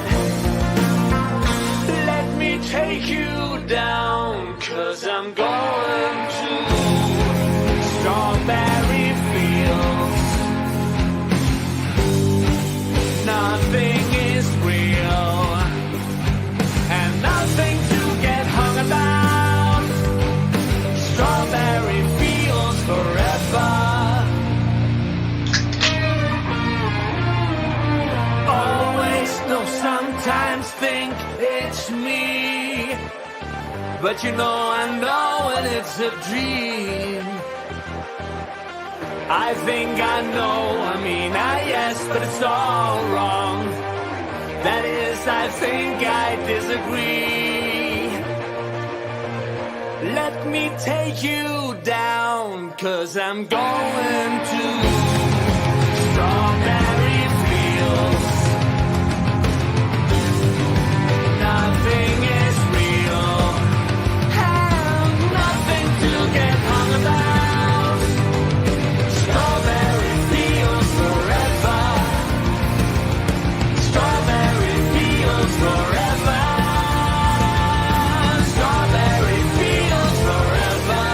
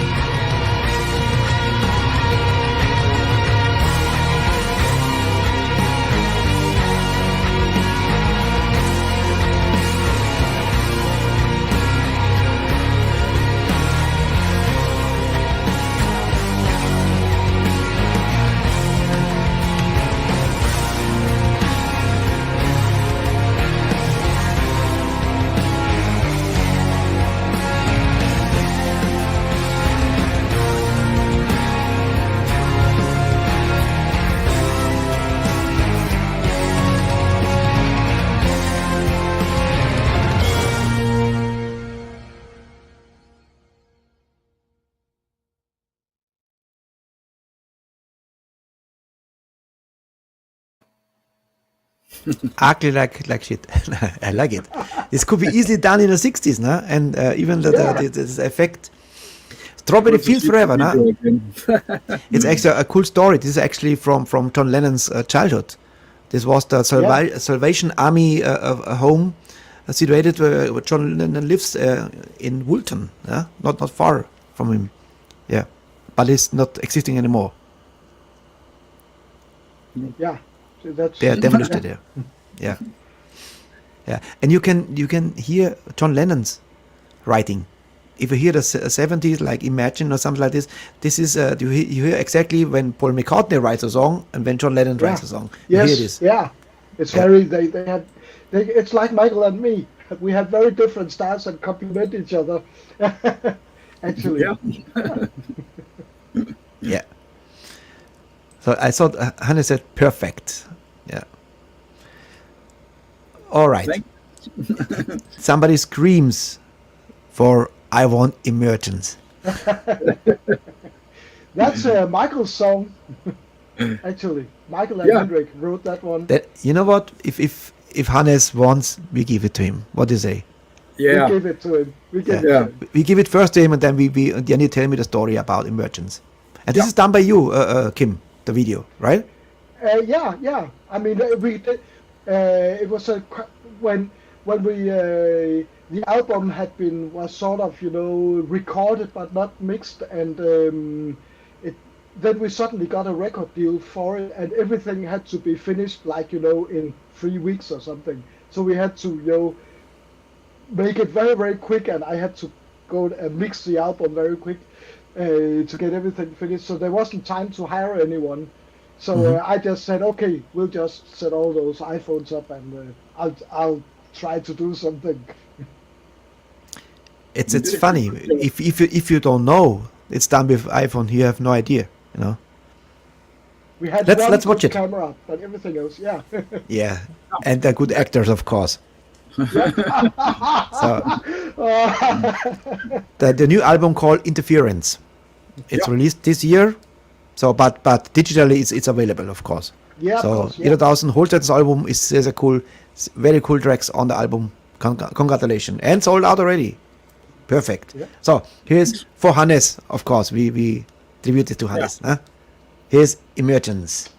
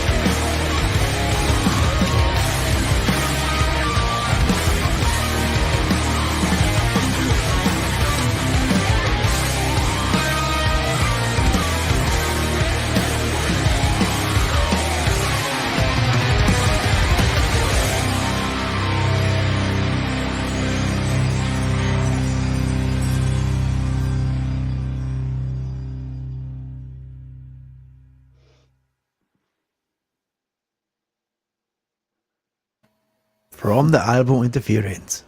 I tell you what, this was a amazing editing with the tempo, with the breaks, with the solos. Very, very cool. And this affects actually, this actually in my editing program to looks like this. That is the good thing now. Before, like 20 years ago, everything has to be steady cam, and everything has to be on tripod. Now is everything, the more shaking the better, and it's because of the reality TV. The people like it more natural, so it works very, very, very, very cool. So reality TV was good for one thing. What? Sorry? I said you made a real good job there, Kim. Thank you. Yeah. Kim, I guess you are the one who makes the next videos. So let's save some money because Kim can do it. Kim can do it. Kim mixed the album too, and he did an amazing job with that too. So it's a great mix. I love especially the drum mix was good, the double bass, because I listen very loud. Yeah. It's really, really, really kicks in. The drum part is Jacob Hansen. Who makes the drums. But I mean, the rest. Jacob Hansen is a name in the business, Yeah, he is. Yeah, and a good friend of ours. So. And a real talented guy. Yeah. I don't know how many bands I had in the show who worked with him, even bands from Switzerland, and he's international. He's cool. He's all over the place. he's very good. But Kim did a real good job mixing the new album too. I'm satisfied. Absolutely. Really good. Yeah. I don't know what you could make better now. To be honest, it's really a perfect album. It sounds, and it's not only this song. There's so many songs, and for everybody it's even softer. It's melodic. It's heavy. It has a good drive. So great album. Interference. So Anubis Gate in 2023, heavier than ever. With this song, I must say. Yeah. There's a good balance on the album. Yeah, agree. I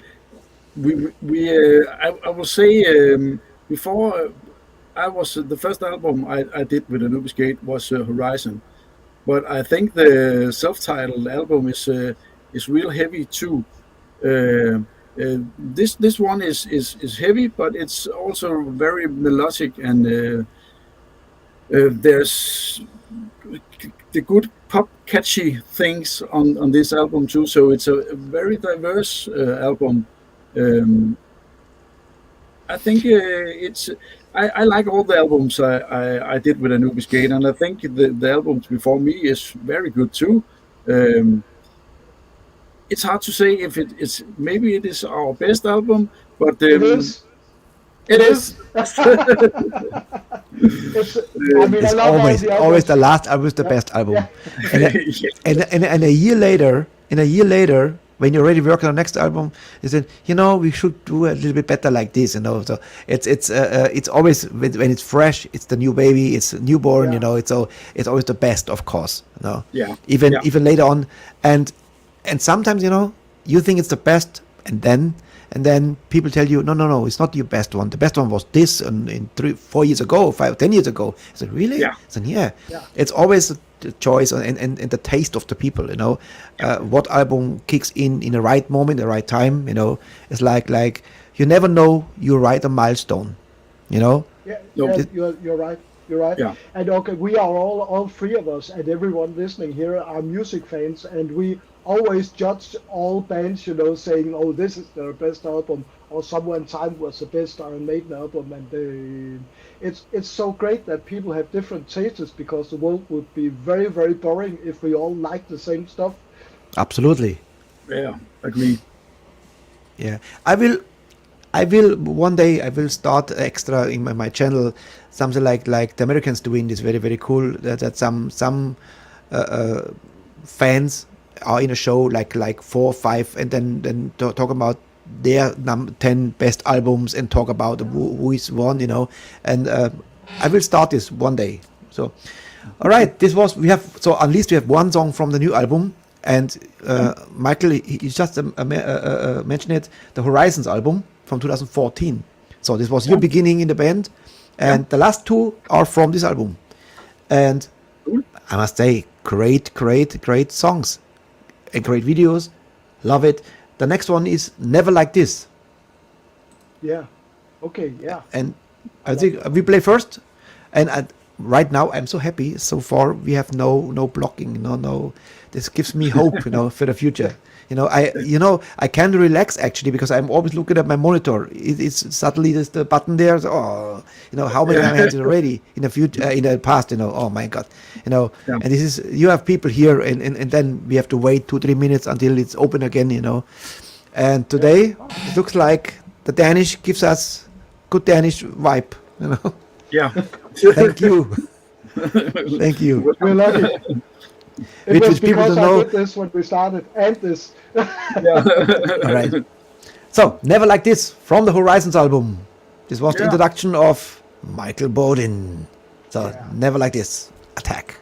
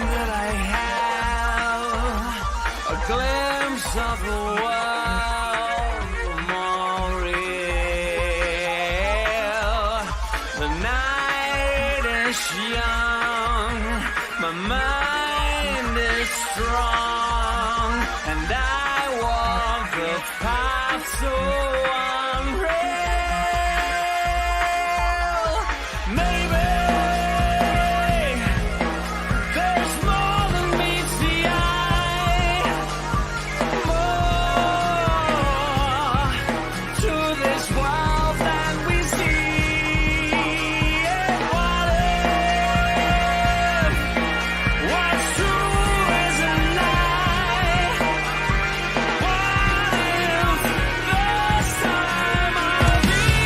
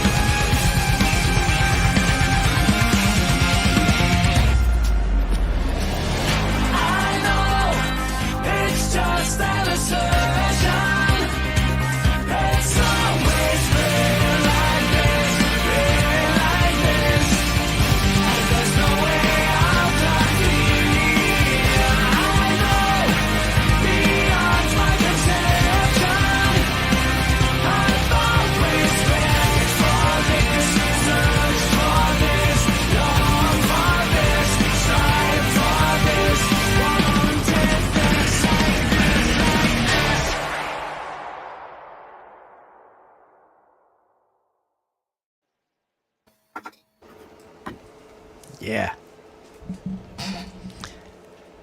A little bit melancholic again, you know. It's something sad, you know, but power, good melody, good song, very enjoyable. I think much of the melodic thing is, you know, Henrik and I have a huge like of 80s pop music. Actually, you know, we love Depeche Mode and Duran and stuff like that. So I think that's where a lot of that comes from, the melancholic vibe. Yeah, I mean, let's say the Scandinavians, they're famous already for me when it comes to great music. When you started with ABBA and of course Pretty Maids, that's cool music, especially. And now I forgot the name. I got the name from Pretty Maids singer. Yeah, Ronnie Atkins. Ronnie Atkins. Yeah, If you listen to his the 2 solo albums, the last ones, man, these masterpieces. He puts his heart in this and soul in this music. You know. I can tell you, he's a fantastic. I played keyboards on one Pretty Maids album, and Wow. The one called Kingmaker, and I was in the studio with Ronnie. His real name is Paul.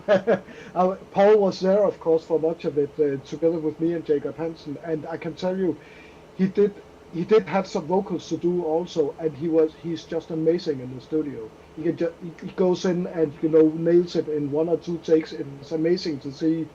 And he's also, I've actually known him since I was 12 years old, 13 years old.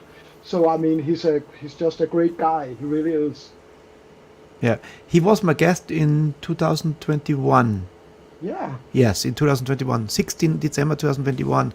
And I remember, he goes always think about 3 months. 3 months because of his cancer, you know. Yeah. And I just read a couple of days ago that he's at the moment, it's stable, it's not progressing more. So and so happy for him, you know, because I think that the last 2 albums, it was like he want to give something. So it reminds me on Freddie Mercury, you know, when he says record, give me something, because he knows his time is limited, you know. Yeah. And same feeling I had with Ronnie, and he was such a blessing. He was such a nice guy, you know. So and I remember in the 80s when Red Hot and Heavy, you know, and this was like this was the first time I heard about Denmark, actually, because of him, and of course Mr. Lars Ulrich, not to forget, you know, the pride of Denmark.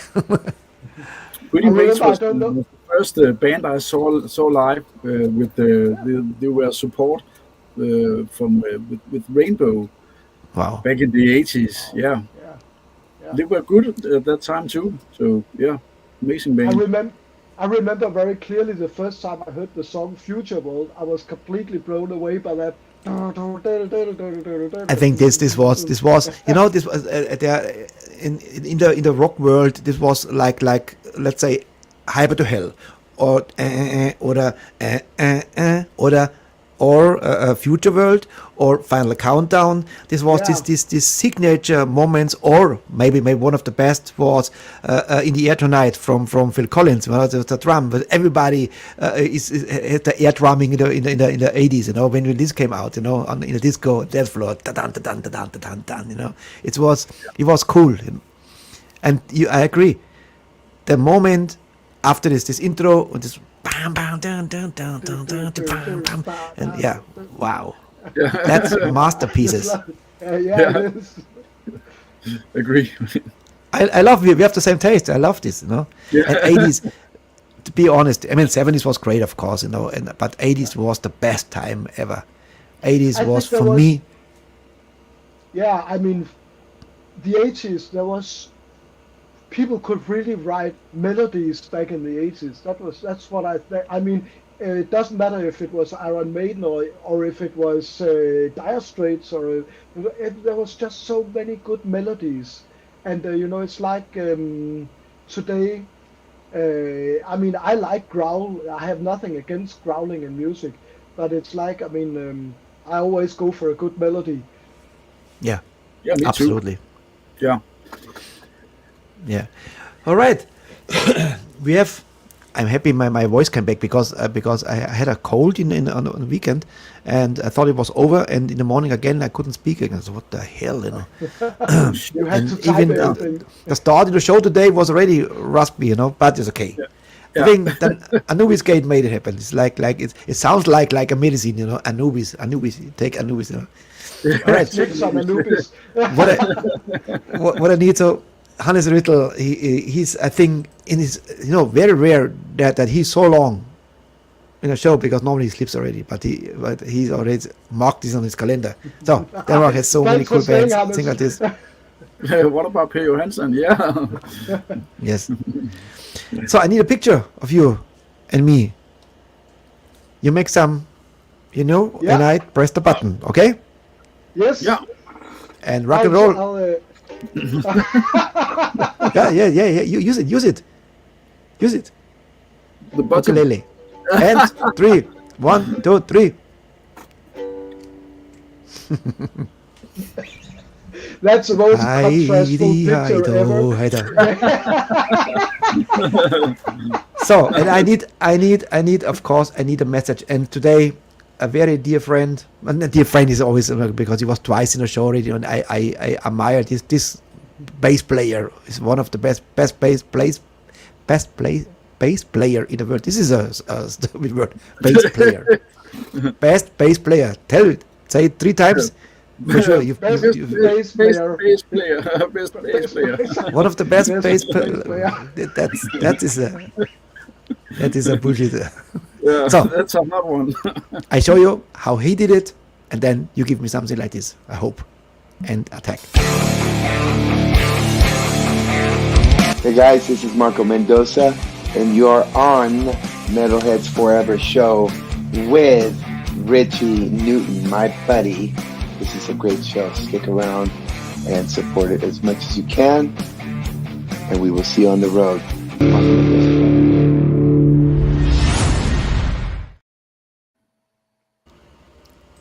I love Marco Mendoza. Since I saw him with Whitesnake, He's fantastic. I love this. He was, I said it so many times, he really rocked me. And this 2 bass players I really love, Rui Sasso, Marco Mendoza. These 2 guys, there's animals on stage and humble people. That is the most important. Have a great heart, good character. Yeah. So, who gives me from you, without me, a little message? Metalheads Forever and Anubis Gate. Shall we? If you do it, I'll give you a beer, Michael. Or I Okay. can do it. That's okay. Give me a We can both do it. Yeah, I can do it. But, Yeah. but Yeah, without go, me, Michael. without me. And Yeah. Metalheads Forever. Thank you very much. Rock on. Stay heavy. Yeah. And guys, thanks for listening. This is Kim Olesen of Anubis Gate, and you're watching and listening to Metalheads Forever. Yeah. Rock on. that was cool. Yes, thank you so much. Yeah, it's already late. Many people have to work tomorrow, I guess. So I don't All have right. to work until 1 in the afternoon, so I'm cool. yeah. So my friends, then the last song Thanks for Play- having us. If you're still watching, absolutely. Yeah. Thank The you song is very- The thanks very Combat. much. The Combat, and this Yeah. was done before the war in Ukraine. But it's a Yeah, cool it was. video and has a good message, and I love it. Some words to the Combat before I let you go. Yeah, it was actually a bit of a musical experiment. We tried to do a song that had a chorus that didn't have a root key. So I mean, every new chord is trying to shift the key onto something else, and but still being melodic. So I was kind of experimenting a bit with that one. Actually, it's a song about being sucked into the world of video games. So it's a song about, in the video games where you gather weapons and you gather strength and all things like that. So that's what it's really about. Yeah, and it's from the Covered in Black album, so it's way before the war in Ukraine. Yes. Slava Ukraine. Just saying it. Yes. Kim, Michael, thank you so much. Thank you for I having knew us. it will be a cool show today because we had already Mr. J. Pepper. It was a great guy, and you guys, amazing Yeah, amazing thank band. you very much. Thank you very Ihr much. da draußen, ich mache jetzt auch Schluss. Es gibt auch den Video und dann gibt es eine I lost Vorankündigung the für morgen. connection to Richie. So, thank you, Okay. Richie. If you can hear Thank me. you. Thank you. So, Yeah. Thank you.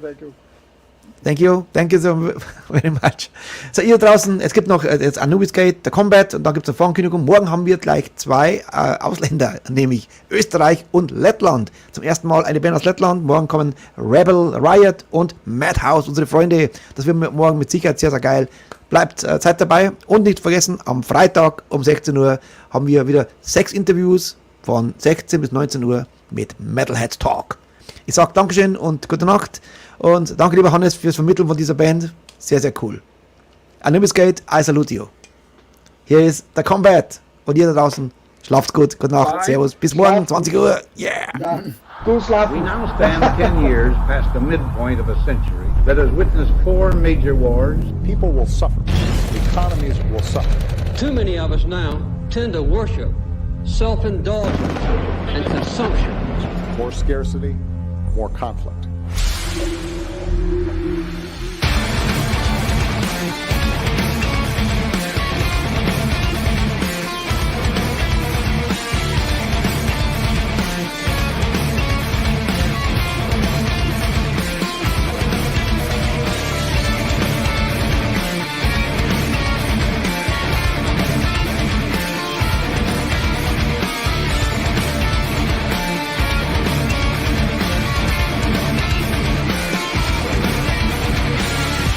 They fight every night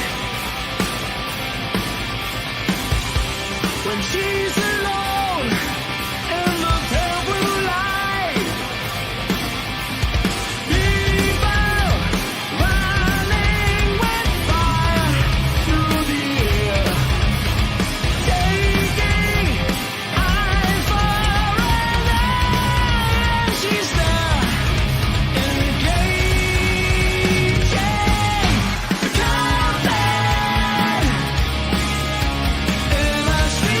You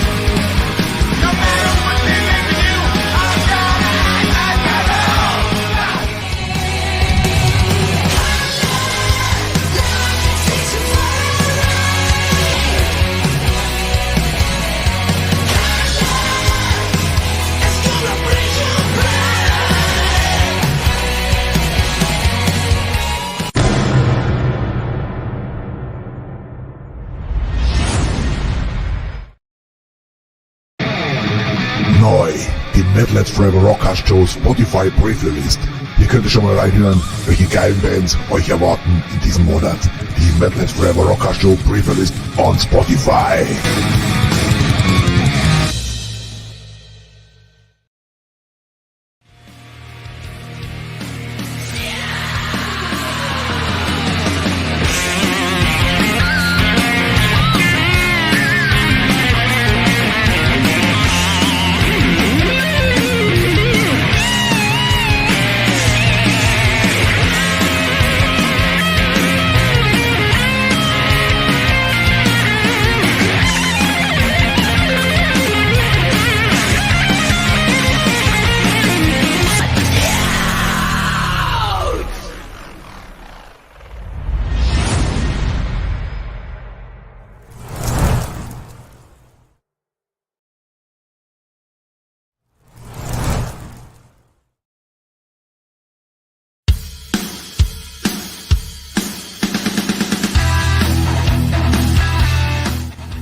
Hey ho Metalheads! Immer freitags ab 16 Uhr präsentiere ich euch den Metalheads Talk, ein Format der Metalheads Forever Rockcast Show. Coole Gäste, die neuesten Videos von unseren Labelpartnern, Interviews, natürlich viel Spaß bei unserem Chat hier. Seid dabei, ich freue mich auf euch. Metalheads Talk, Freitag 16 Uhr auf YouTube. I salute you.